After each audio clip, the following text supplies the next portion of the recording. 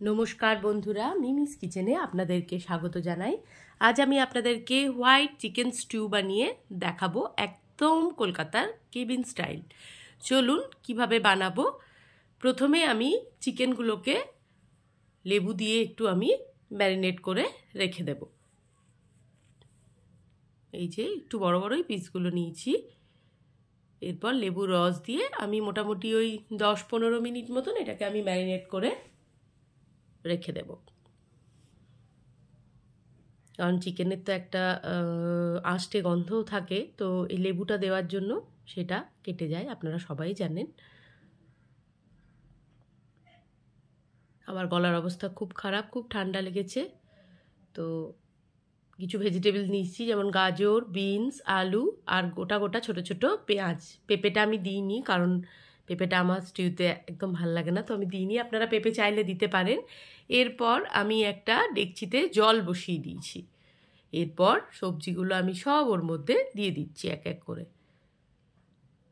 আলু, গাজর,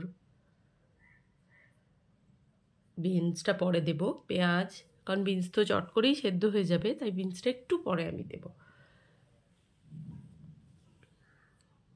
অনেকে পেঁপে দেন, পেঁপে দিলে ভালো লাগে আর খাওয়াও ভালো, কিন্তু ওই যে বললাম আমার একদমই পেঁপের গন্ধটা ভালো লাগে না, তো তাই পেঁপে আমি দিইনি।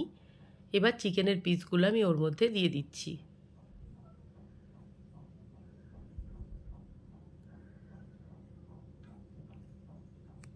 স্টু আমি আগেও আমার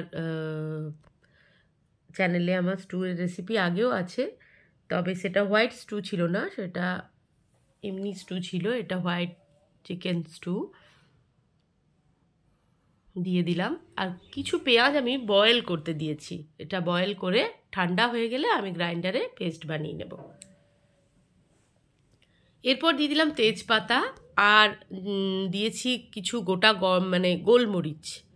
ওটাতে নুন দেব আর স্লাইস করা আদাও আমি এর মধ্যে দিয়েছি। সেটা মানে আমার স্কিপ হয়ে গেছে, দেখাতে ভুলে গেছি। এবার ঢাকা বন্ধ করে দিলাম। পুরো বয়েল হবে, মাঝে মাঝে একটু ঢাকাটা খুলেই দেখুন আদা স্লাইসগুলো। তো ঢাকাটা খুলে খুলে একবার করে দেখে নিচ্ছি যে গাজরটা সেদ্ধ হয়েছে কি না। এরপর আমি বিনসগুলোকে দিয়ে দেব। বিনসগুলো কিন্তু আমি দুভাগ করিনি, লম্বা লম্বাই আছে গোটা গোটা, শুধু মুখটা আর বাদ দিয়ে দিয়েছি কেটে একটু। আবারও ঢাকা আমি বন্ধ করে দিলাম। এই দেখুন সব আনাজপাতি আমার সেদ্ধ হয়ে গেছে। এবার এগুলোকে এই স্টকটা থেকে আলাদা করে নেব, পুরো তুলে নেব এগুলোকে। এই মানে ঠান্ডার ওয়েদারে, আর আমার তো এখন যা অবস্থা, এরকম স্টু হলে খুব ভালো লাগে খেতে। প্রচণ্ড ঠান্ডা লেগেছে, ওয়েদার চেঞ্জ হচ্ছে তো, সিজন চেঞ্জে। আর এই হেলদি স্টুটা খুব কাজে লাগে শীতের সময়।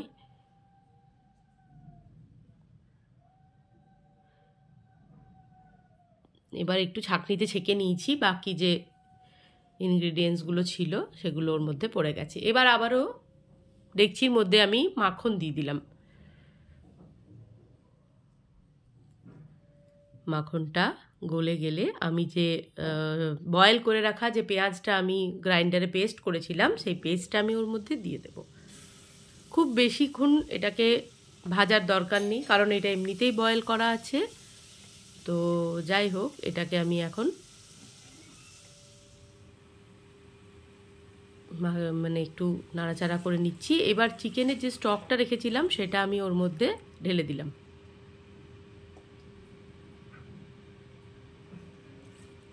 পুরো স্টকটা ওর মধ্যে ঢেলে দিয়েছি। একটু খুন্তি দিয়ে নাড়িয়ে দিলাম।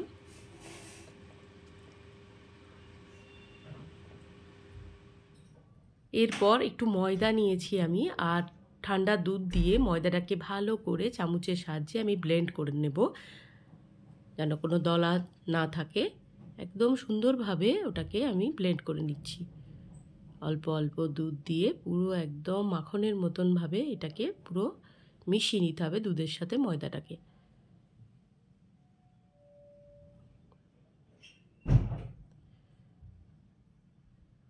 এই এই দেখুন কেমন ক্রিমি একটা ব্যাপার এসে গেছে। এবার আর একটু দুধ আমি মিশিয়ে দিচ্ছি।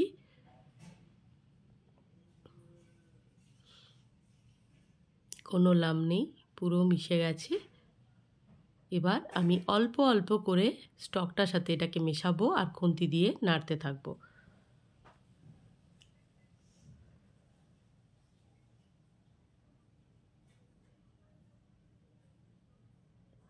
এইভাবে পুরোটাই আমি মিশিয়ে নেব স্টকটার সাথে।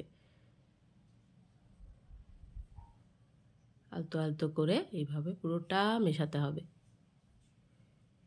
নেড়ে যেতে হবে।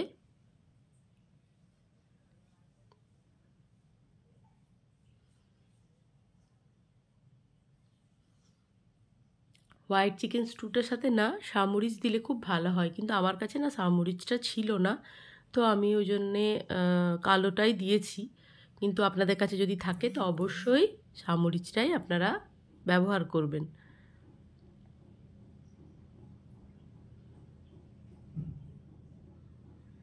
এইভাবে নেড়ে চেড়ে দিয়ে দিলাম নুন, আর দিয়ে দিলাম গোলমরিচের গুঁড়ো। ওটাই বলছিলাম আর কি, শামুরিচ হলে খুব ভালো হতো, ছিল না, তো যেটা ছিল সেটা দিয়েই কাজ চালালাম।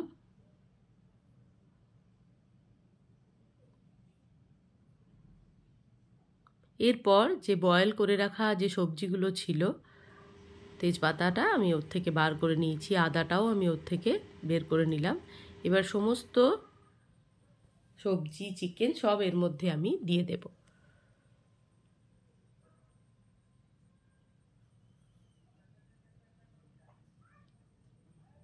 দিয়ে দিয়েছি এক এক করে।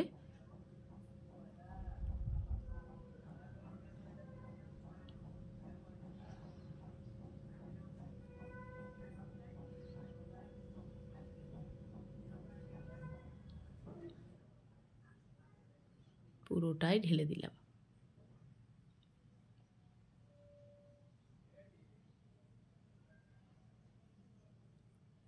এবার একটু নাড়াচাড়া করে নিচ্ছি। ব্যাস, একটু ফুটে গেলেই তৈরি হয়ে যাবে স্যুপ।